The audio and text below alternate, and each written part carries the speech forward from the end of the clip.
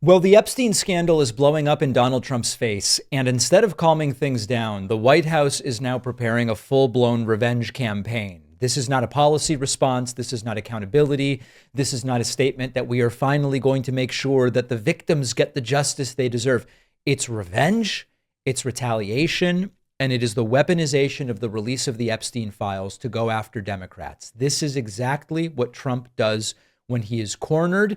And quite frankly, it's what he does even when he doesn't feel cornered. Now, you might say to yourself, if Trump wanted the Epstein files released, then why would he need to go scorched earth and get revenge? And it's because Trump had no choice but to come out and say, yes, release the Epstein files, but he didn't want them released. Now, they still haven't been. We now have Pam Bondi saying, well, there's an ongoing investigation. We're going to deal with that separately. But the point here is you wouldn't need to seek revenge. You wouldn't be inclined to seek revenge if it was something that you wanted, the release of the Epstein files. Now, we know that Trump is probably the most vindictive political figure in modern American history.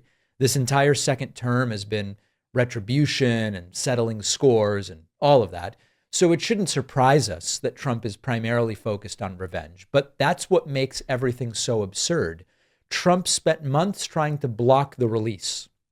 He attacked the bill seeking to release the Epstein files. He mocked people who wanted the files, going, there's no story here. It's a hoax. He told people in his inner circle, I don't want the files out. And now he's pretending he wanted them released all along, but saying he's going to seek revenge because of the vote to release it. You can't have it both ways. If you're preparing a political hit job because the files are coming out, it means you didn't want them out, which is obviously the simple truth. Trump fought transparency because he thought it would hurt him. And then he gave his blessing to House Republicans when the cost politically of blocking the files became higher than the potential cost of letting them out, even though it's very clear they have some idea, either redactions or scrubbing Trump's name or saying, you know, we can't release him now because of this investigation. They have some plan. So what we know is that the public wants transparency. Trump didn't. He lost the fight. And according to Politico, he's going to, quote, make Democrats regret it.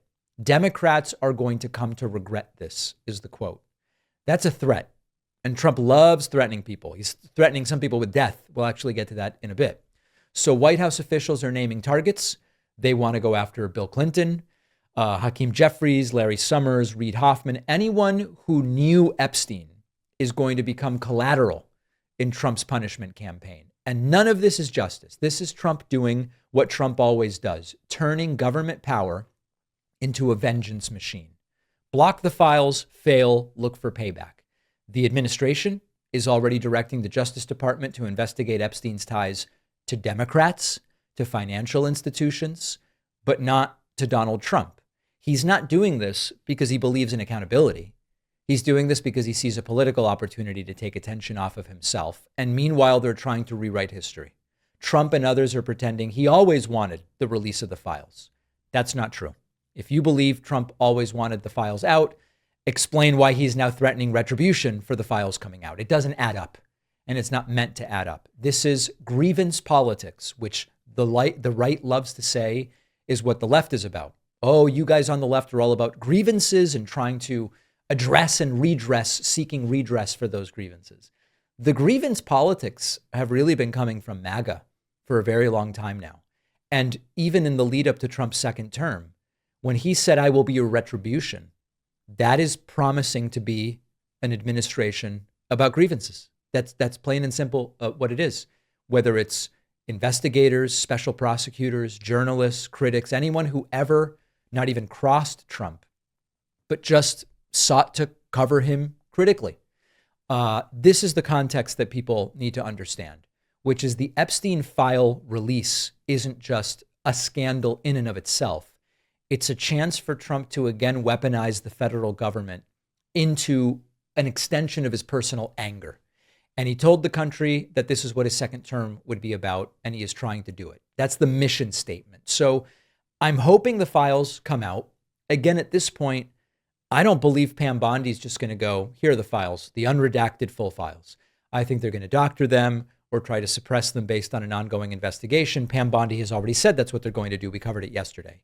The question here is whether Trump is going to succeed in his revenge tour, because that's all he knows how to do.